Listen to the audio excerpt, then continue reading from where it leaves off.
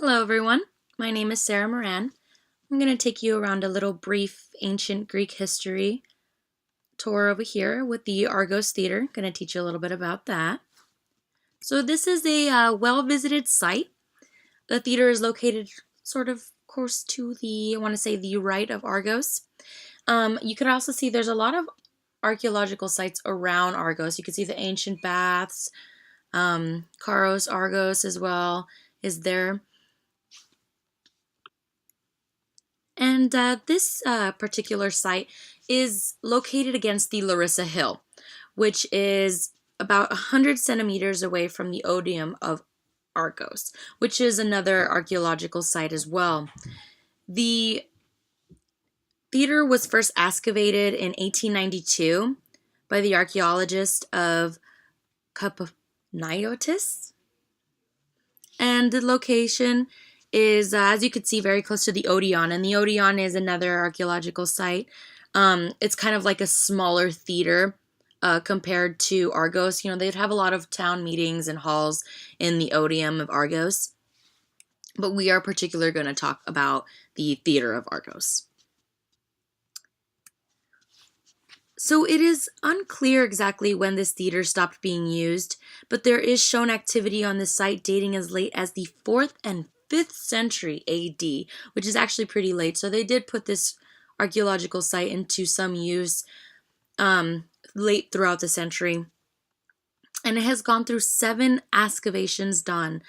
Through the French School of Archaeology, they were rebuilding a couple things so that it doesn't, fall down or still stays intact for people to come visit the archaeological site.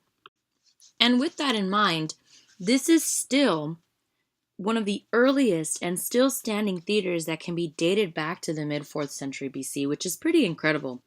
Although it does have 7 excavations, you are still able to come visit the site and still know that it's one of the oldest theaters out there, especially in ancient Greek history.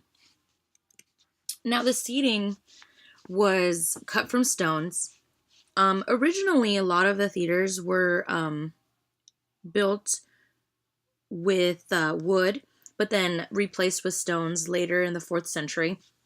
They don't look very comfortable, although there is a little arch that way that you can sit down and you're not just up in the air. You do have a little back support, although they still do not look that comfortable. And most of these were created on a down slope. And it was cut to have 90 steps. But in this particular ruin, only 83 remain, which is still more steps intact than most ancient Greek theaters out there. And this theater was particularly broken up into 3 sections.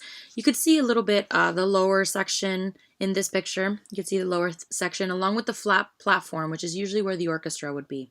But there are particularly 3 sections. Now, these theaters were later modified in Roman history. You were able to see it more in the Odeum. There was a rooftop which was added that is more of a Roman style. The theater was still intact with Greek history. And notice that there is a circle towards the center. So that is where the orchestra will stay. The curved seating along the seating was at a higher level. So there are going to be the middle and the upper level. And the orchestra is obviously going to be at the bottom, which is where the performers and the band is, where you find all the music. Now, historians believe that most religious sites had a theater, that a lot of religious festivals included a performance, and a lot of spectators would come. Many of them believed that a lot of them were designed for festivals of Dionysus. Here, they would have many dramatic performances, tragedies, comedies, a lot of times during or after the festivals. And most Greek mythology, there are a lot of tragedies that are played throughout the theater that they play.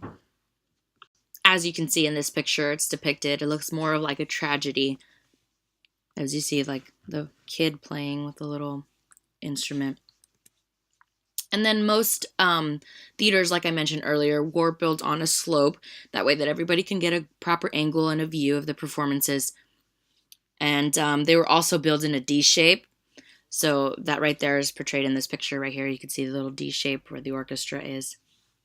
I'll explain to you exactly where everything is and what exactly are more of the functions that you'll be able to see right here.